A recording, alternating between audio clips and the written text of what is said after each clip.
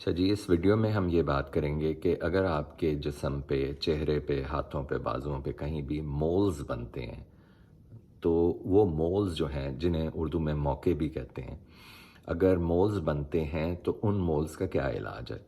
ایک تو یہ ہے کہ اس کے اوپر کوئی دوائی لگا لی جائے، کوئی ایسڈ یا اس طرح کی ٹریٹمنٹ کی جائے جس سے اس کو جلا دیا جائے، جھاڑ دیا جائے۔ اس کی بجائے آپ ہومیوپیتھک طریقہ استعمال کر سکتے ہیں۔ ہومیوپیتھک دوائی کا نام ہے تھوجا 200۔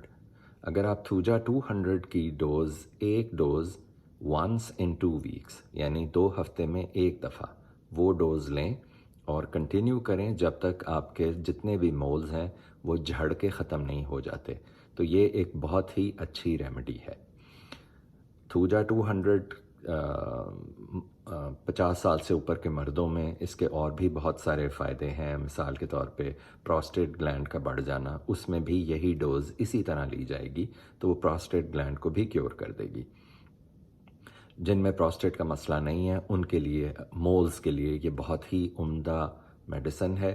آپ اس کو لیں 2 ہفتے میں ایک دفعہ ایک ڈوز، اور جیسے میں اپنی باقی ویڈیوز میں بتاتا ہوں ایک ڈوز کیا ہوتی ہے۔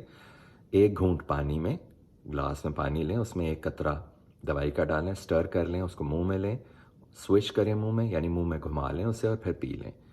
ان دوائیوں کو پینے سے صرف احتیاط یہ کرنی ہوتی ہے کہ منہ میں آپ کے کسی کھانے کا ذائقہ نہیں ہونا چاہیے جب آپ نے یہ دوائی لینی ہے۔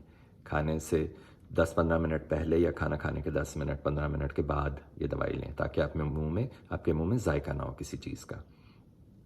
اس بارے میں کوئی سوال ہو تو ضرور پوچھیں، I will try to answer. Thanks for watching.